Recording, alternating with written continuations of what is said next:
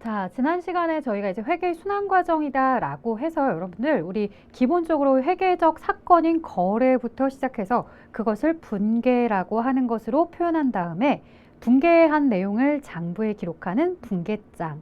그다음 그걸 가지고 이제 전기라고 해서 T 계정에 옮겨 적고 그들을 모두 다 모으면 총계정 원장. 그리고 나서 또 어떤 작업들을 진행했어요. 이제 결산이다라고 해서 이 결산을 진행하기 앞서서 앞에까지 전기가 잘 이루어졌는지를 보는 수정 전 시산표. 그 다음 수정 분계를 하고 나서 수정 후 시산표를 작성을 했죠. 자, 이 수정 후 시산표 작성한 다음에 이제 여러분들은 또 무엇을 하게 되더라? 각각 계정들에 대해 마감을 하더라. 수익 비용은 집합 손익이라는 표현을 넣어서 마감을 한 다음에요. 그 다음에 집합손익도 마감을 해주시고요. 자산부채 자본에 해당하는 것은 차기 2월로 마감을 해주죠. 자, 이렇게 마감을 다 진행하신 다음에 손익계산서를 작성해 주시고요. 그 다음에 재무상태표를 작성한다고 했죠. 자, 이런 회계의 순환 과정에 제일 첫 번째 우리 거래라는 것부터 한번 배우고 갑시다라고 했어요. 뭐 회계에서 거래라고 하면 물건을 사고 파는 행위가 거래 아니냐, 별로 어려울 거 없는 것 같은데 라고 생각을 하시지만요.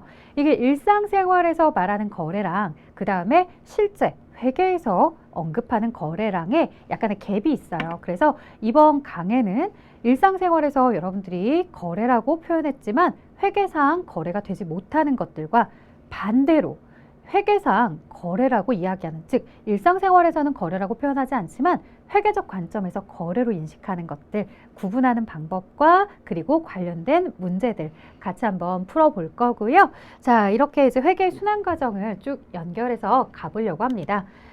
우리 거래할래요? 라고 하면서 이제 내용이 시작이 되는데요. 이 친구가 얘기하죠. 엄마, 나 이번에 공부 열심히 해서 회계 자격증 꼭 합격할 거야 라고 얘기해요. 그럼 이제 엄마가 뭐라고 하냐면, 아, 그래, 좋아, 이러는 거보다는, 딸, 어제 그렇게 하루 종일 넷플릭스 그렇게 봤는데 너 지금 이런 말이 지금 나오는 거야? 라고 이렇게 물어보죠. 그러니까 이 친구가, 아니야, 나 진짜 맘 먹었어, 엄마. 오늘도 인강 3개나 들었어. 엄마, 나랑 거래해요, 거래. 이번에 딱 합격하면 나 핸드폰 바꿔주세요. 폰 바꿔주세요. 어때요? 이렇게 얘기를 하는 거죠. 자, 그럼 이제 엄마가 그럴까? 거래할까? 뭐 이렇게 이야기를 해줄 수도 있는데, 아, 딸아, 일단 합격하고 말하자라고 하죠. 아, 근데 그러면 또 이 친구가 공부 안 할까 봐. 알았어, 알았어. 그래, 너 이번에 합격하면 엄마가 휴대폰 바꿔줄게. 이렇게 거래하자라고 이야기를 하는 거예요. 사실 우리 일상생활에서 뭔가 이렇게 주고받고 이러는 거에 대해 약속을 하게 되면 거래하자 뭐 이렇게 표현을 많이 하죠. 근데 이게 일상생활에서는 그런 행위들을 거래라고 표현을 하는데 회계에서도 이걸 똑같이 거래라고 말할 수 있는지 이걸 이제 여러분들께 물어보는 거거든요. 자, 여러분들 입장에서 어떨 것 같아요? 이거 회계상 거래라고 말하기가 조금은 어려운 것 같죠? 그럼 이제 왜 회계상 거래가 아니에요? 라고 했을 때 그게요.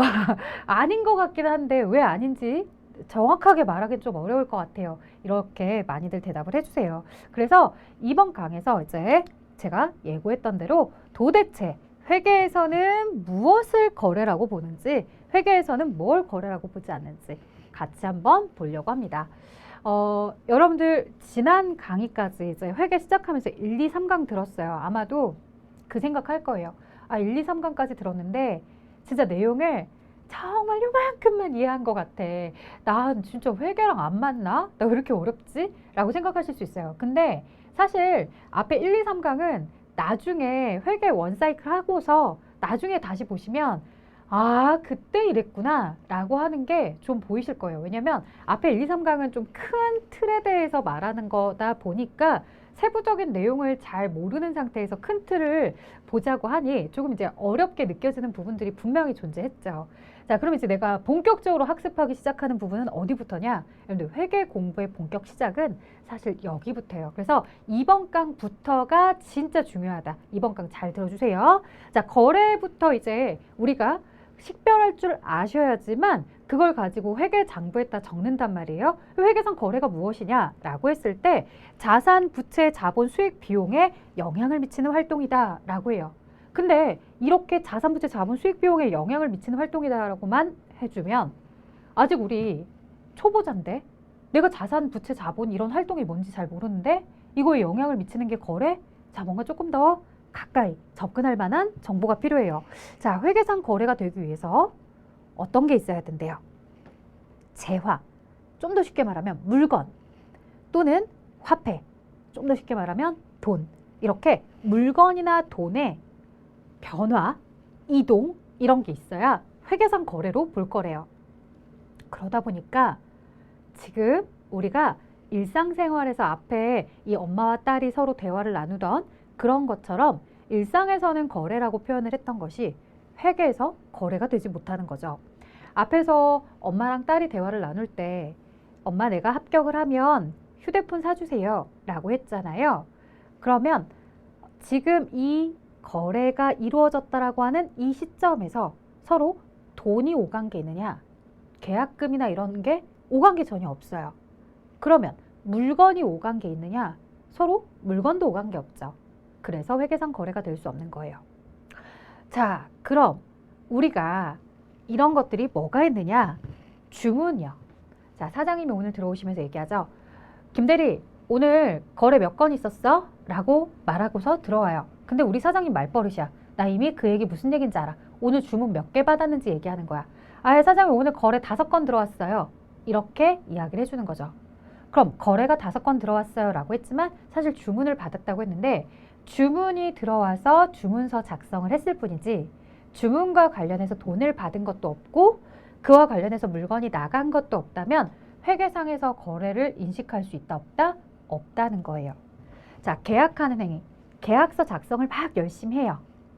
자, 계약서의 작성만으로도 물론 법적인 측면에서 보면은 이행에 대한 의무와 그에 대한 권리가 생긴다고는 하죠. 하지만 그건 법적인 관점인 거고 회계상 관점에서는 단순하게 계약서만 이렇게 사인을 한 것은 회계상 거래가 되지 못합니다. 물론 계약을 하고 나서 계약금, 돈이 주고받는 게 있으면 그건 회계상 거래가 돼요. 하지만 여기서 말하는 건 계약금을 수수한 걸 얘기하는 게 아니라 그냥 계약서만 쓴 상태예요. 계약서만 쓴 상태는 회계상 거래가 아닌 거 조심하시고요. 약속했대요. 자, 우리 내일 물건 가지러 갈게 이렇게 약속한 거예요. 자, 가지러 갈게라고 약속을 했을 뿐이지 돈을 주고 받는다거나 물건이 오고 간 게 아직은 없기 때문에 회계상 거래가 될 수 없고요. 자, 담보부터 많이들 헷갈리세요. 자, 내가 우리 회사 대출이 필요해요. 대출이 필요해서 지금 대출을 받으러 은행에 갔더니 담보가 있어야 대출을 해준다는 거예요. 그래서 회사 사옥을 담보로 잡고 대출 2억 원을 가지고 왔어요. 그랬더니 누군가 그런 얘기 해주죠. 돈이 2억 원 났잖아요. 그럼 담보로 맡긴 이 사옥도 회계상 거래에 쓰인 거잖아요. 라고 하는데 자, 회계상 거래할 때 담보로 사옥을 잡기는 했지만 실제로 이 사옥을 담보로 잡았다고 해서 은행의 소유로 넘어간 거냐? 그런 건 아니죠. 자, 물건이 이동한 것도 없고 권리가 이동된 것도 없고 그럼 돈이 주고받은 건요? 자, 여러분들 돈을 대출받아온 건요. 그만큼 회사에 부채가 생기는 거지 내 건물이라는 자산이 줄어드는 건 아니라고요. 즉 담보로 맡긴 이 건물은 회계상 거래가 발생하지 않았다. 나는 돈을 빌려오는 행위에 대해서만 회계 처리하고 담보로 맡긴 건물은 회계상 거래가 아니라는 거죠. 자, 그 다음 내가 창고에 있는 물건에 대해서 지금 우리 창고에 공사가 이루어지고 있어서 옆에 있는 친구의 창고로 물건을 이동시켰어요. 자, 그래서 친구의 창고에 물건을 보관해 달라고 했죠. 그러면 나의 창고에서 친구의 창고로 물건이 이동하게 되면 이런 부분에 대해서도 우리가 회계상 거래라고 할 수 있는 거냐? 왜? 물건의 이동이 있었으니까 거래로 봐야 되느냐? 그렇지 않다라는 거죠. 자, 거리가 이동되었다고 해서 이 물건이 단순하게 창고에서 이쪽 창고로 이동되었다고 해서 이런 이동들을 모두 다 거래로 보지는 않습니다. 우리가 이동했다라고 하는 건요, 단순한 물리적인 변화뿐만 아니라 그에 대한 권리까지도 이동시키는 걸 얘기합니다. 그래서 친구한테 이 물건을 팔았다라고 하면, 그래서 그 물건에 대한 권리가 친구한테로 넘어간 거라고 하면 그건 회계상 거래가 되겠지만, 그렇지 않고 단순하게 보관하는 데 있어서 이동한 것은 회계상 거래는 아니죠. 자, 그리고 직원의 채용이요. 자, 우리가 직원에 대해서 4월 1일부터 출근하세요 라고 하려고 2월 달부터 채용 공고 내고 2월에 면접 봐서 3월에 채용을 했어요. 그래서 채용 계약서도 썼어요. 근데 이 친구의 출근은 4월부터래요. 자, 3월에 채용 계약서를 쓰기는 했지만 아직 이 친구 나와서 일한 적 없어요. 그러면 나와서 일한 적이 없으니까요, 사람을 뽑아놓은 상태까지는 회계상 거래라고 볼 수 없어요. 그 얘기는 뭐냐면 3월달 급여 계산할 때 당장 채용 계약서만 쓴 이 직원에 대한 급여는 계산할 필요가 없다라는 거죠. 자, 근데 조심할 점이 있어요. 채용을 하고 나서요, 4월 1일 날 이 친구가 드디어 출근을 합니다. 자, 이 회사의 급여 날짜는요, 10일이에요. 근데 10일 날짜인데 첫 번째 달에 입사한 친구는 다음 달 10일 날 줄 거예요. 그래서 4월 1일부터 4월 30일까지 딱 근무를 해서 5월 10일 급여 날짜에 4월 달치 급여를 준다는데요. 그러면 4월 달 급여 계산을 할 때 지금 4월 달에 발생한 급여를 4월 비용으로 넣고 싶은 건데, 4월 비용으로 넣을 때 지금 이 친구에 대한 급여 넣어요, 안 넣어요? 넣어 주셔야 됩니다. 자, 우리가 비용이나 이런 것들을 계산할 때 지금 사람을 뽑은 상태까지는 거래가 아니었죠. 근데 뽑고 나서 그 친구가 근무를 시작했어. 근무를 시작해서 회사 입장에서는 근로 용역을 제공받았고, 제공받은 근로 용역에 대해서 급여를 지불할 의무가 생긴 거예요. 그럼 그때부터는 뭐다? 회계상 거래가 됩니다. 그래서 채용이라는 단어까지만 회계상 거래가 아닌 거지, 그 다음부터는 급여를 주든 주지 않았든 상관없이 비용은 발생했다, 회계상 거래가 되었다 라고 얘기합니다. 그래서 단순하게 채용하는 정도까지는 거래가 아니었다. 자, 반대로 일상생활에서는 그 내용을 거래라고 하지 않지만 회계상 거래라고 표현하는 것들이 있어요. 예를 들어서 홍수나 화재나 도난이나 분실이요. 자, 내가 가지고 있던 재산에 대해서 홍수로 인해서 재산이 모두 다 사라진 거야. 예를 들어 회사에 건물이 있었어. 건물이 있었는데 이번에 비가 많이 오더니 건물이 사라진 거야. 혹은 건물이 무너졌어. 그래서 더 이상 그 건물을 사용할 수 없게 된 거예요. 그러면 누군가에게 그 건물을 매각한 것은 아니지만 어쨌든 내가 가지고 있던 건물이 사라졌으니까 내 자산을 줄여야 되겠고요. 이와 관련해서 홍수나 화재로 인해서 이렇게 내 건물이 사라지거나 내 상품이 사라지는 걸 우리는 재해 손실이라고 불러요. 자, 그럼 또 도난이나 분실. 분명히 거래처는 없어요. 내가 도둑이랑 거래했다고 할 수는 없잖아요. 그래서 거래처는 없는데요. 그에 대해서 내가 현금이 사라지면 어쨌든 잃어버린 현금이라는 자산만큼은 장부에 또 기록을 해줘야 되죠. 현금이라는 자산이 줄어들었다. 근데 도난이나 분실 때문이었다. 거래처는 없지만 이와 관련해서 회사가 돈 잃어버린 부분에 대해서 잡손실이든 뭐든 적절한 계정을 써서 표현을 해주셔야 됩니다. 에듀윌 유료 회원만의 남다른 서비스.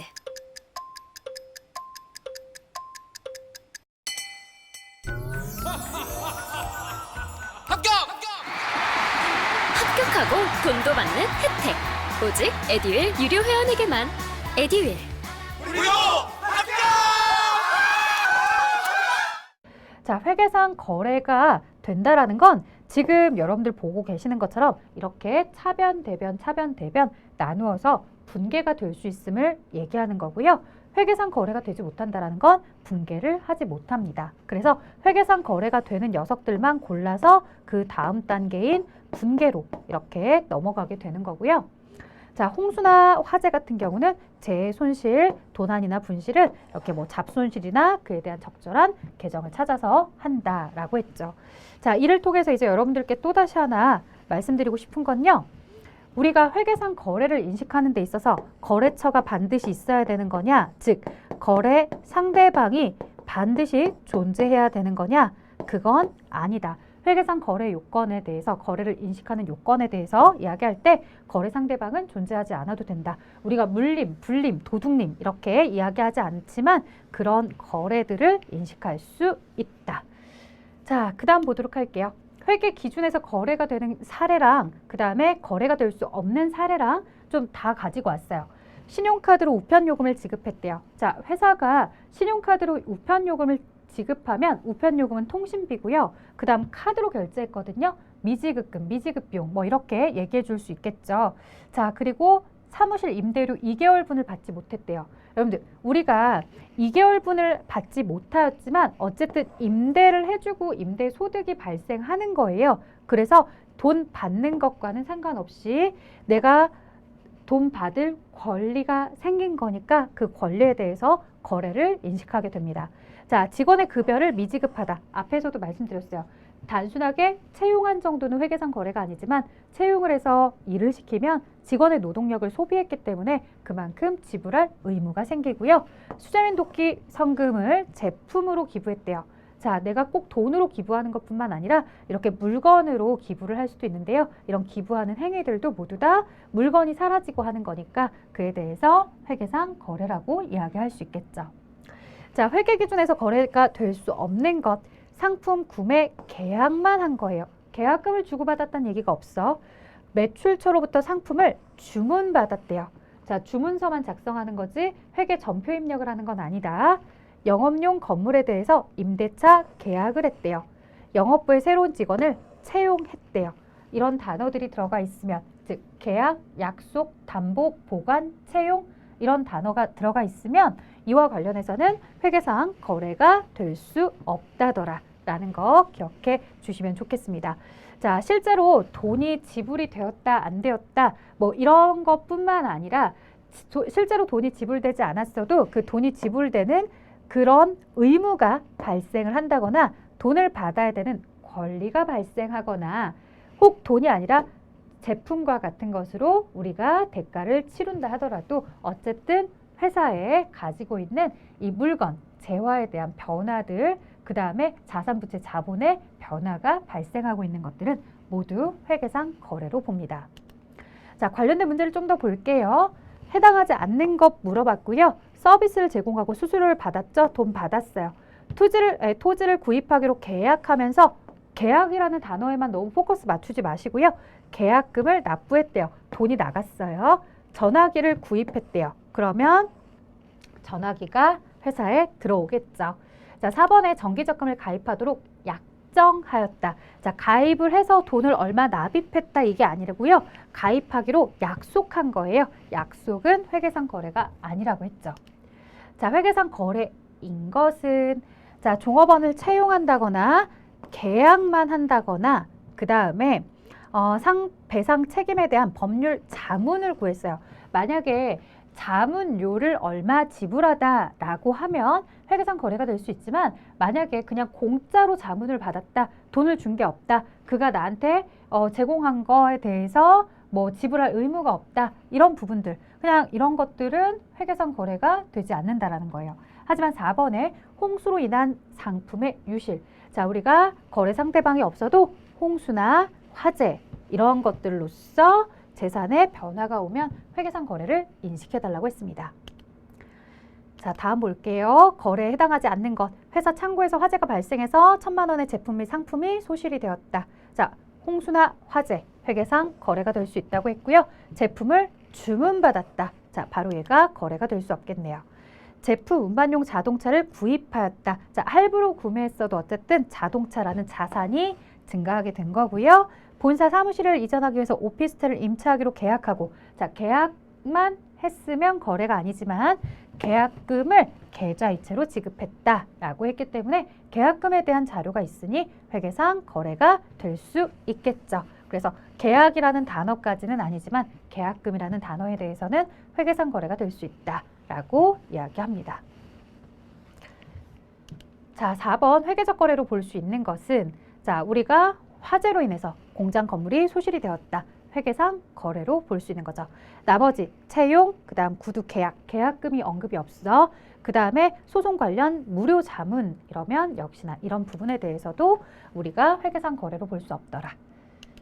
자, 다음 중 회계적인 거래로 분류되는 것 채용 아니었죠. 그 다음에 전기초 취득한 기계장치가 화재로 소실되었다. 회계상 거래가 될 수 있다고 했었습니다. 자, 매입 계약을 체결하고 계약금은 차기에 지급하기로 했대요. 자, 여러분들 계약금이라는 단어가 나오긴 했는데 지금 당장 지급한 게 아니죠.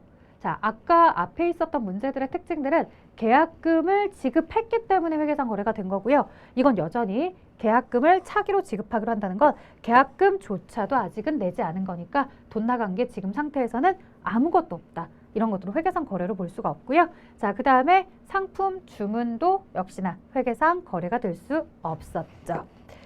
자, 그 다음에 보도록 하겠습니다. 6번 올바른 것은 자, 자산의 감소와 부채의 증가는 서로 결합될 수 있다 라고 하는데요. 이게 주의하셔야 될 게요. 앞에 강의에서도 말씀드렸지만 자산과 부채와 자본을 놓고서 볼 때요. 자산의 증가와 부채의 증가는 양쪽 변에 하나하나씩 다 있는 경우는 회계상 거래의 조합이 돼요. 근데 자산이 감소하는 상황은 반대편이거든요. 자산의 감소하는 상황과 부채의 증가하는 상황은 지금 오른쪽에 있는 대변 요소들만 기록하는 거지 차변의 요소가 뭐가 없어요. 이런 것들은 회계상 거래로 보지 못합니다.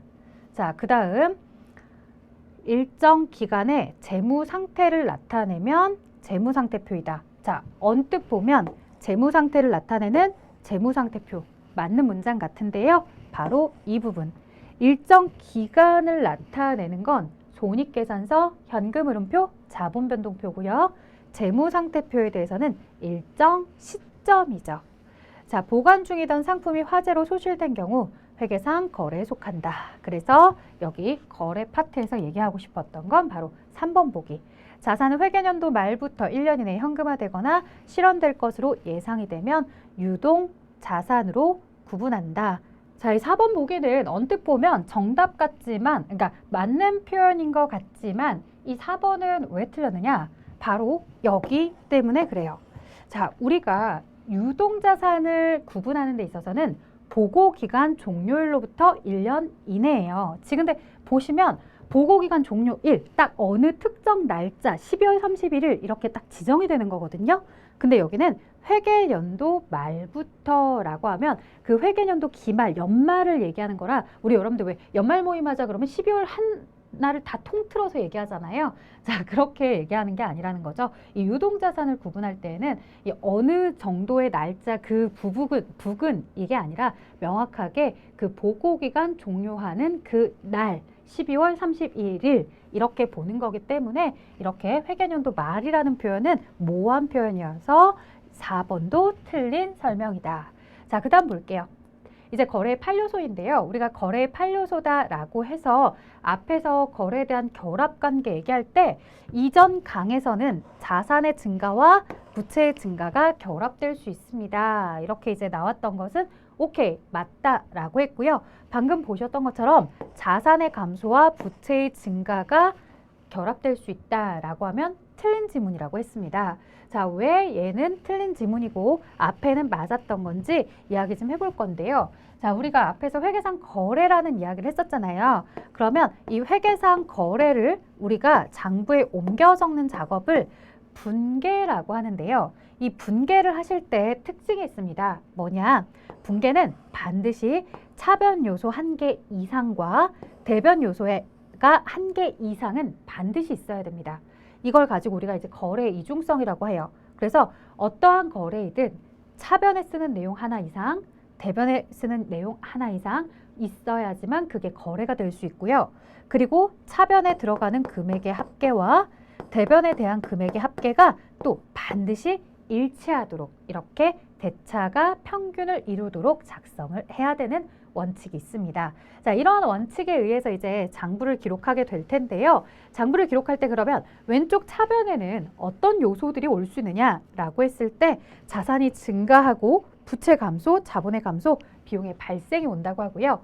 그 다음에 오른쪽 대변에는 자산의 감소, 부채 증가, 자본의 증가, 수익의 발생이 온다고 하죠. 근데 이걸 그냥 왼쪽에 4개, 오른쪽에 4개 이렇게 달달달 외우는 거라기보다는요.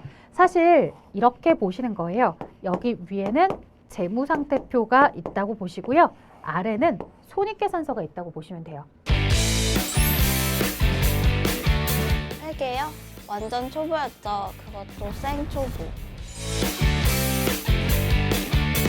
퇴근하고 에듀윌 강의 들으면서 한 2달 정도 공부했던 것 같아요. 그래서 제가 세운 목표는 강의를 한번 다 듣고 기본기를 만든 후에 기출문제를 풀자 이거였거든요. 강의만 들어도 그 안에 기출문제로 그날 배운 내용 적용해서 풀어보는 거라 공부하는 데 도움이 많이 됐어요. 에듀윌은 합격이다! 재무상태표는 왼쪽이 자산이고 오른쪽이 부채와 자본으로 구성이 되어 있잖아요. 자신들이 표기하는 장소는 모두 증가고요. 자, 이들에 대해서 이제 사라지게 된다, 소멸한다 라고 하면요. 자산이 소멸했다고 했을 때 왼쪽 차변에 있는 자산을 이렇게 지우시는 게 아니라 어떻게 하냐면 이 자산을 반대편에 가져다가 기록하시면 자산은 줄어들어요. 부채도 마찬가지. 반대편으로 가지고 오시면 부채가 줄어들고요. 자본도 반대편으로 가지고 오면 자본의 요소는 감소합니다. 자, 손익계산서는 오른쪽에는 내가 벌어들인 수익을 쓰고요. 왼쪽에는 내가 사용한 비용을 쓰게 되는데요. 자, 수익과 비용에 대해서 이렇게 기록을 했는데 그럼 얘들은 반대로 가는 건 없냐? 자, 물론 수익이 사라지게 되면, 수익이 소멸하면 차변에 쓰고 비용이 소멸하면 대변에 쓰는데요. 자주 발생하는 형태의 거래는 아니에요. 그래서 기본적으로 수익의 발생과 비용의 발생 정도만 자리를 기억해 두시면 됩니다. 자, 이렇게 오른쪽에 4개, 왼쪽에 4개 해서 총 8가지가 결합이 된다 해서 거래의 8요소다 라고 이야기를 해주고 있고요. 이 거래의 8요소와 관련해서 이제 여러분들이 잘 기억을 하시고 이 내용을 토대로 왼쪽에 차변, 오른쪽에 대변 이렇게 기록하시면서 분계라는 걸 진행을 하실 거예요. 자, 근데 분계를 진행한다라고 했을 때 좀 주의하셔야 될 점. 자, 우리가 차변에 계정 과목을 기록하고, 즉 자산에 대한 계정 뭐 이런 것들을 기록하고 금액을 기록하고 대변에도 각각 맞는 이 대변 요소들에 대한 계정을 기록하고 금액을 기록을 하죠. 그러면 내가 이 분계를 잘하고 싶으면 거래의 8요소를 달달달 외워서 차변에 들어가는 것, 대변에 들어가는 것만 알면 되느냐? 안타깝게도 그렇다고 해서 분계를 잘하진 않아요. 분계를 잘한다라고 하면 어떤 계정이 자산인지, 어떤 계정이 부채인지, 뭐가 수익이고 뭐가 비용인지 그걸 아셔야지만 사실은 분계를 잘 하실 수가 있죠. 자, 그래서 이 분계할 때 계정 과목과 그 금액을 기록할 때 차변에 넣는 요소들과 대변에 넣는 요소들, 거래의 8요소를 통해서 보곤 있지만 사실 거래의 8요소를 익히기 전에도 우리가 학습을 이어가려면 어느 정도 분계를 할 줄 아셔야 돼요. 그래서 제가 이렇게 얘기해 보려고 해요. 자, 차변은 여러분들요, 거래를 기록하실 때 차변엔 회사에 들어오는 거 쓰면 돼요. 예. 자, 주로 들어온다 라고 하면 이 자산의 증가 거래들을 주로 많이 얘기할 수 있겠죠. 자, 그 다음에 반대로 그럼 대변에는 나가는 것 쓰시면 됩니다. 자, 나가는 것이라 하면 자산이 감소되는 상황이겠죠. 그 외에도 차변에 들어오는 거 말고 또 쓸 게 있는데요. 또 하나는 뭐냐면 대변으로 돈이 나갔잖아요. 자, 대변에 나갔을 때 반드시 뭐가 들어오는 것만 있는 건 아니고요. 저렇게 나가는 이유를 쓰게 되는 경우도 있습니다. 무언가 나갔다고 해서 꼭 들어오는 건 아니다. 나가면 나가는 이유가 여기 차변에 기록이 되죠. 그런 이유들이 부채의 감소나 자본의 감소나 비용의 발생 이런 것들은 대변에 내가 가지고 있는 것이 나가면서 그 돈이 나가는 이유로 쓰게 되고요. 반대로 대변에는 차변에 들어오는 거 썼을 때 꼭 나가는 거 쓴다기보다는 저렇게 차변으로 돈이 들어올 수 있었던 이유를 대변에 기록하기도 합니다. 차변에 돈이 왜 들어왔어? 아, 부채가 증가했기 때문이야. 자본이 증가했기 때문이야. 회사에 수익이 발생했기 때문이야. 이렇게 이야기할 수 있더라는 거죠. 자, 그래서 이 차변과 대변에 기록해야 되는 것들에 대해서 여러분들이 좀 기본적으로 차변엔 들어오고 대변엔 나가는 거다. 다만 차변에 들어오는 것 쓸 때 대변에 그 들어온 이유를 쓰게 되는 경우도 있고, 반대로 대변에 나가는 것 쓸 땐 차변에 돈이 나간 이유를 쓰는 경우도 있으니까 이런 내용을 머릿속에 규칙성을 가지고서 회계 처리를 바라보면 조금 더 수월할 거다. 자, 거래에 대해서 이야기하는데 앞에 뭐 자산, 부채, 자본 거래도 있었고 수익과 비용 거래도 있었잖아요. 이들을 우리는 크게 세 가지로 나누어서 볼 건데요. 교환 거래, 손익 거래, 혼합 거래입니다. 자, 교환 거래는 말 그대로 이 차변과 대변의 구성이 되는 게 자산의 증가나 아니면 부채의 감소와 자본의 감소, 이런 것들이 있고요. 오른쪽에도 역시나 자산의 감소나 부채의 증가나 자본의 증가만 이렇게 짜여져 있을 때 이런 걸 우리는 교환 거래다라고 얘기해요. 자, 근데 교환 거래 말고 이제 대변에 이러한 요소들이 오는데요. 여기에 비용이 오게 된다거나 반대로 차변에 이런 요소들을 기록하게 되었는데요. 대변에 수익이 기록이 되었다라고 한다면 이건 우리가 손익거래라고 해요. 차변에 어떠한 이런 재무상태표 요소들을 가지고 있으면서 대변엔 수익이 온다거나 혹은 대변에 이러한 요소들을 가지고 있으면서 차변에 비용이 온다거나 이렇게 수익과 비용이 섞이면 우리는 그에 대해서 손익거래라고 합니다. 그럼 혼합거래는 뭐냐? 혼합거래는 어느 한 변이 이렇게 구성이 될 수도 있고요. 자, 차변에 자산이 증가했어요. 근데 대변에 이러한 내용이 있는 거죠. 수익의 발생과 자산의 감소 혹은 부채의 증가, 이런 식으로. 반대로 이런 경우도 있겠죠. 왼쪽 차변에 이렇게 재무상태표 요소들과 손익계산서, 손익거래에 대한 요소가 섞여 있는 거죠.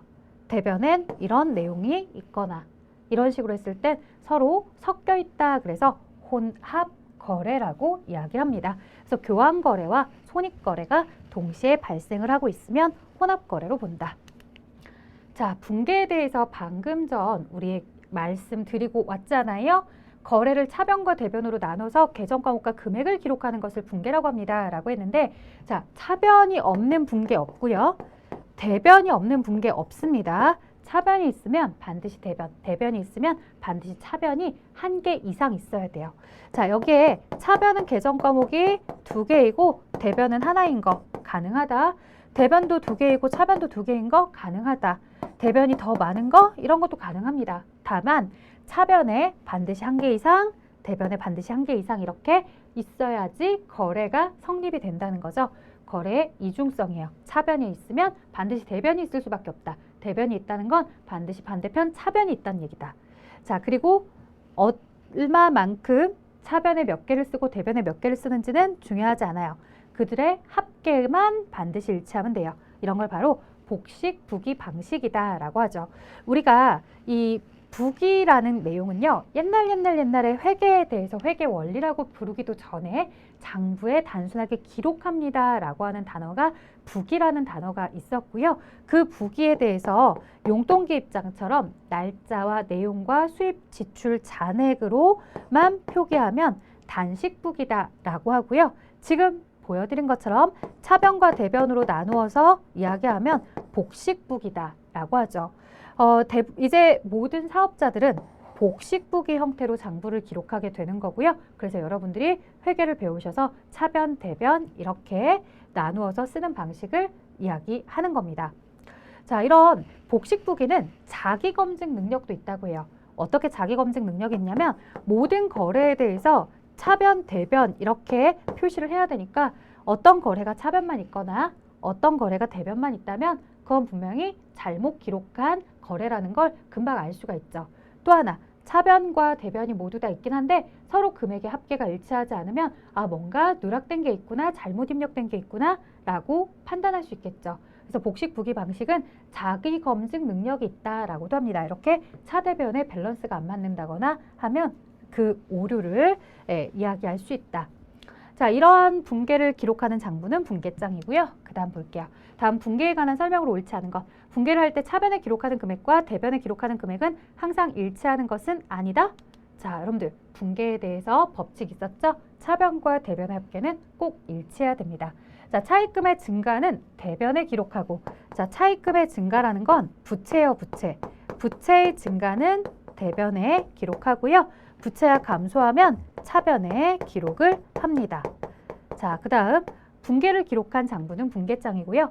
현금의 증가는 차변에 기록하고, 자, 현금의 증가라는 건 현금은 자산이에요, 자산. 자산의 증가는 차변에 기록을 하고요. 자산의 감소는 대변에 기록을 하는 거 맞습니다. 자, 다음 중 자산이 증가하는 거래를 붕괴할 때 나타날 수 있는 거. 자, 자산의 증가는 거래가 있다라는 건 일단 차변은 확보가 되었다는 거죠. 그럼 대변이 확보가 되어야 할 텐데요. 대변의 확보를 할 수 있는 건요. 왼쪽 자산의 증가가 있으면 오른쪽에 자산의 감소라든가 부채나 자본의 증가나 혹은 수익이 발생하는 상황이 바로 대변에 기록되는 상황이죠. 자, 나타날 수 있는 항목이다 라고 하니까 수익과 관련해서 정답은 금방 나왔네요. 자, 부채가 증가하거나 자본이 증가하는 상황이 대변에 있는 거죠. 자, 우리가 이미 차변 요소는 확보했기 때문에 차변에 기록이 되는 이들의 감소를 여기서 언급할 필요는 없습니다. 자, 그리고 비용의 발생은 역시나 비용은 차변에 기록을 하는 거니까 여기도 마찬가지고요. 자, 그 다음 보도록 하겠습니다. 그럼 이제 다음 시험 문제가 부채가 증가하는 거래를 붕괴할 때 이렇게 얘기했다면 대변에 부채 계정 증가가 있으니까 차변에 올 수 있는 자산의 증가나 부채 감소 아니면 자본의 감소 아니면 비용의 발생들 이런 상황이 반대편에 올 수 있겠죠. 자, 손익의 발생 여부에 따라 분류된 회계상 거래가 아닌 것은 이렇게 물어보고 있습니다. 자, 손익의 발생 여부다라고 했을 때 이 손익이 발생되지 않으면 교환거래, 즉 재무상태표에 들어가는 자산, 부채, 자본의 변화만 있으면 교환거래, 어느 한쪽 변에 수익과 비용이라도 있으면 손익거래, 그리고 교환거래와 손익거래가 합쳐지면 혼합거래. 이렇게 우리가 손익이 발생이 되었느냐, 손익거래를 포함하고 있느냐, 포함하지 않느냐에 따라서 교환, 손익, 혼합거래라고 얘기하는데 대체거래는 아닙니다. 자, 그럼 대체거래라는 단어는 뭐냐? 사실 이제 대체거래다라기보다는 대체전표 이렇게도 많이 했는데요. 전표라는 게 우리가 크게 세 가지로 이야기해 볼 수가 있어요. 하나는 출금전표, 하나는 입금전표, 또 다른 하나는 대체전표다라고 해서 이 붕괴를 입력할 때의 방식인데요. 출금전표는 말 그대로 현금이 이렇게 지출되는 거래들을 등록할 때 좀 더 수월하게 하기 위해서 출금전표를 입력하시면 현금의 지출을 자동으로 표기해 주고요. 차변에 왜 돈이 나갔는지만 쓰시면 되고요. 반대로 입금전표는 차변에 현금이 들어왔는데 대변에 왜 들어왔는지만 쓰면 되는 전표입니다. 대체전표는 이런 출금과 입금에서 표현하지 못하는 나머지 전표들, 차변, 대변으로 기록해야 되는 모든 거래들을 다 대체전표에다가 작성을 하는 거죠. 자, 그래서 우리가 교환거래다, 손익거래다, 혼합거래다 라고 하는 부분은 손익의 발생 여부에 따라 나눠진 건데 대체거래는 전표에 대한 내용이었다.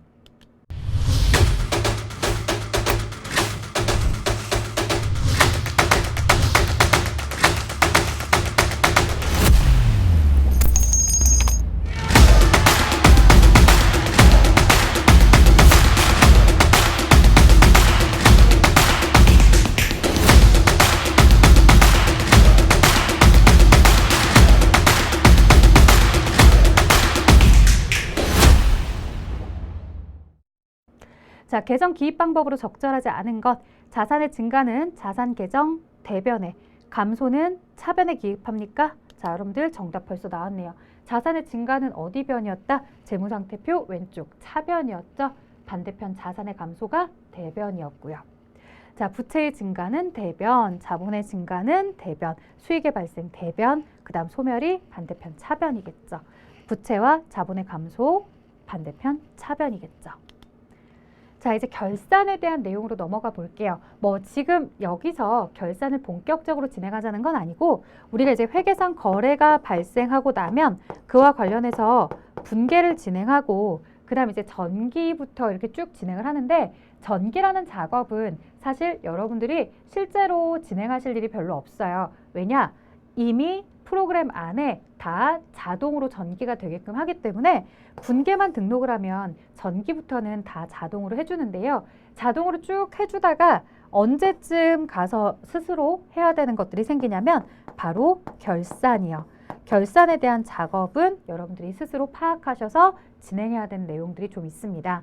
자, 그럼 이제 결산을 왜 하느냐부터 설명이 되어 있는데 이 회계정보 이용자나 이해관계자에게 의사결정을 할 수 있게끔 일정한 기간을 쪼개서 영업활동에 대해서 이제 보고를 해주는 거죠.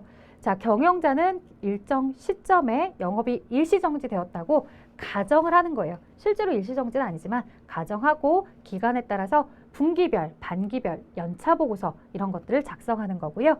자, 이렇게 작성을 해서 보여주면 이 회사의 재무 상태나 경영 성과를 파악하고서 의사결정들을 할 수 있겠죠. 자, 결산에 대한 절차, 이건 이미 앞에 회계 흐름에서 보고 오셨어요. 결산 정리분계가 뭔지는 모르겠지만 이 결산 정리분계를 수정분계를 기준으로 수정 전 시산표, 수정 후 시산표라는 걸 작성하고요. 수익과 비용은 집합손익으로, 자산부채 자본은 다음 기로 넘긴다. 그래서 차기 2월로 마감을 하고요. 손익계산서와 재무상태표를 포함한 재무제표 작성이 맨 마지막에 이루어지죠. 그래서 뭐 결산의 절차라고 써놓긴 했지만 앞에서 회계에 대한 흐름을 익힌 거랑 동일하더라. 자, 결산 절차 중 가장 첫 번째로 수행해야 되는 걸 물어봤어요. 근데 결산 수정분계가 나왔다라는 건 우리가 그 전에 뭐가 있을 수 있다라는 걸 의미해요. 수정 전, 그리고 수정분계, 수정 후 이렇게 나누는 거죠. 자, 결산 수정분계를 하고 나면 수정 후 시산표를 작성하는 거니까 이 결산 수정분계가 여기 있다면 사실 그 전에 이미 수정 전 시산표 작성이 먼저 작성이 되어야 한다. 따라서 1번은 정답이 될 수가 없고요. 자, 수정 전 시산표 작성하는 것보다 더 먼저 있는 게 있느냐? 재무상태표 개정의 마감과 손익계산서 개정의 마감이 있는데요. 재무상태표 개정과 손익 마감 중에 손익계산서의 마감이 먼저 이루어지고 그 다음 재무상태표의 마감이 이루어집니다. 그래서 굳이 순서로 써보자면 2, 1, 4, 3 순서입니다. 따라서 제일 첫 번째 건 2번 보기입니다. 자, 마지막에 수행할 걸 물어봤어요. 앞에랑 보기가 똑같거든요. 근데 얘는 마지막을 물어본 거예요. 자, 마지막은 누구 작성이에요? 재무상태표의 마감이 더 끝이에요. 손익계산서를 먼저 마감하고 재무상태표 마감으로 옵니다. 자, 결산 절차에서 결산의 예비 절차로 가장 적절한 것을 물어봤어요. 결산을 준비할 때 우리는 뭐부터 하시냐면 시산표의 작성부터 먼저 진행을 하시는 거예요. 그래서 예비 절차다라고 했을 때 이 수정 전 시산표라는 걸 작성하세요라고 할 때 그 시산표라는 걸 작성해서 앞에 총계정 원장의 전기까지가 잘 되었는지 마지막 점검을 하고 막상 이제 결산에 대한 실질적인 수정 분계를 진행을 하시고요. 수정 분계가 다 끝나면 수정 후 시산표도 한번 작성하신 다음에 장부 마감하고 차기 2월 하는 작업이 본격적으로 시행이 되는 거죠. 그래서 여기는 결산의 본 절차가 되겠고요. 여기도 예비 절차는 예비 절차이지만 이 시산표에 대해서 먼저 작성을 하고 수정 분계를 나중에 하는 거기 때문에 제일 예비 절차로 적절하다라고 하려면 1번이 예비 절차로 적절한 상황으로 보셔야 됩니다. 자, 다음 볼게요. 다음 중 결산 과정을 순서대로 올바르게 나열한 것은 했는데 자, 제일 첫 번째 우리가 자, 마감이라는 단어들이 보이고 있어요. 자, 마감이라는 단어가 보이고 있고 수정 전 시산표와 그 다음 결산의 손익계산서 작성이 있습니다. 자, 그러면 우리가 시산표를 작성을 먼저 하고요. 시산표 작성한 다음에 뭐 수정 전 시산표, 수정 후 시산표 이렇게 작성을 한 다음에 각각 장부들의 마감이 이루어져야 되겠고요. 마감을 하시고 나면 마지막에 재무제표의 작성이 되겠죠. 그럼 순서대로 해보자고 한다면 이 수정 전 시산표 4번 상황이 제일 먼저고요. 마감 2번과 3번이 이 안에 들어가겠고요. 1번이 맨 마지막이겠죠. 자, 4번에서 시작해서 1번으로 끝나는 건 누구밖에 없어요? 2번 보기밖에 없습니다. 자, 그럼 2번에 분계한 내용이 더 먼저니까 분계하고 나서 총계정원장 전개하잖아요. 그러니까 분계장을 먼저 마감하고 총계정 원장을 그 다음 마감하는구나 라고 이 문제를 통해서 정리하시면 됩니다. 자, 다음 보도록 하겠습니다. 차기 2월 방법을 통해서 장부를 마감해야 되는 계정 과목이 아닌 것을 물어봤고요. 차기 2월이다 라고 하는 건 우리가 자산, 부채, 자본 이 계정을 차기 2월로 마감을 합니다. 그럼 보기 중에 자산, 부채, 자본이 아닌 것을 고르세요 라고 하는 거고요. 선수금 부채이고요. 미지급금 부채이고요. 미수수익은 자산이에요. 그럼 1번의 기부금 뭐냐? 기부금은 비용이에요. 비용. 비용은 차기 2월이 아니라 손익 계정으로 해서 집합손익으로 마감을 하셔야 됩니다. 자, 그러면 여러분들한테 제가 5번 문제를 지금 이렇게 저처럼 답을 뚝딱 내길 바라는 마음에서 여기에 배치를 한 거냐? 그건 아닙니다. 이 5번 문제를 여기에 배치를 한 이유는요. 여러분들이 앞으로 학습을 하는 데 있어서 내가 어떻게 포커스를 잡고 학습을 해야 되는지를 말씀해 드리고 싶었고요. 말씀드리는 게 지금 선수금, 미지급금 제가 보자마자 얘는 부채예요. 미수수익 보자마자 얘는 자산이에요. 기부금 보자마자 비용이에요. 이렇게 말할 수 있는 건요. 앞으로 저희가 다음 단계부터 배우게 될 이 자산, 그 다음 부채, 자본, 수익, 비용 이렇게 각각의 계정 과목별로 하나하나씩 도장 깨기 하듯이 배워갑니다. 그러면 그런 계정들을 배우실 때 아, 얘는 자산이구나, 얘는 부채구나 이런 걸 좀 기억해 두셔야 돼요. 그래서 지금 이런 문제들처럼 자산, 부채, 자본이 아닌 것을 고르세요 라고 하지 않고 차기 2월 방법을 통해서 마감을 해야 되는 계정이 아닌 것을 고르세요 할 때도 아, 자산, 부채, 자본 아닌 거 기부금, 비용이야 이렇게 답을 찾아주셔야 됩니다. 자, 시산표에 대해서 이야기했었는데요. 지금 차변과 대변의 전기가 잘 되었는지 검토하려고 작성하는 거였잖아요. 그럼 얘들은 검토를 어떻게 하냐? 차변과 대변의 합계가 딱 일치하면 잘했어 라고 하는 거고요. 만약에 여기서 차익이 발생하고 있다면 내가 차변의 회계 처리할 때 무언가 금액을 잘못 입력하거나 누락하거나 대변에 금액의 차이가 나면 대변에다가 뭔가 잘못 기록하거나 이런 것들이 발생을 하면 당연히 차변과 대변의 밸런스가 안 맞으니까 검토해 보세요 라고 이렇게 알려주겠죠. 자, 그러면 시산표의 종류는 어떠냐 라고 했을 때 우리가 보통 시산표라는 걸 어떻게 작성하냐면요. 이 안에 계정 과목이다 라고 해서 뭐 현금 계정이다, 당좌예금 계정이다 이렇게 여러 가지 계정들을 작성하고요. 왼쪽에 차변이다 라고 해서 이 현금 거래들이 모인 잔액, 차변에 기록된 잔액, 그리고 현금과 관련해서 대변에 현금을 기록했던 모든 거래들의 그 현금 잔액을 우리가 집계합니다. 그리고 그에 대해서 서로 차변과 대변의 잔액을 비교해서 더 많은 금액, 잔액이라기보다는 합계. 예, 또 헷갈리실 뻔했다. 차변의 현금에 대한 모든 금액의 합계와 대변의 모든 현금의 합계를 가져다 놓고요. 그들에 대해서 차이가 나는 걸 여러분들이 계산을 하는 거죠. 근데 사실 프로그램에 해줘요. 잔액을 보니까 이쪽에 금액이 더 많더라 이거예요. 예를 들어서 현금 모든 거래들에 대해서 차변의 합계를 모아보았다. 대변의 현금을 기록했던 거래들에 대해서 모두 얼마인지 계산해 보았다. 차변에 산 만큼 더 현금 금액이 많구나. 이렇게 차이 나는 나머지를 잔액이라고 합니다. 잔액. 자, 이런 식으로 작성을 하는 걸 합계와 잔액이 들어있는 합계 잔액 시산표이고요. 잔액에 대한 정보만 넣고 있으면 잔액 시산표, 합계에 대한 정보만 넣고 있으면 합계 시산표입니다. 저희 프로그램은 합계와 잔액을 모두 다 표기하고 있는 합계 잔액 시산표를 제공하고 있습니다. 자, 작성 단계는 수정 전, 그리고 수정 분계를 하고 나서 수정 후, 그 다음 2월 시산표라는 걸 작성하게 된다라고 순서가 나와 있네요. 자, 조심하실 점. 이렇게 시산표를 작성을 하다 보면 차변과 대변의 합계가 일치하면 잘했어요 라고 한다고 했는데 일치하는데도 불구하고 오류를 발견하지 못하는 경우들이 있어요. 뭐냐? 같은 거래를 2번 입력하는 경우요. 어쨌든 밸런스가 같기 때문에 발견을 못하고요.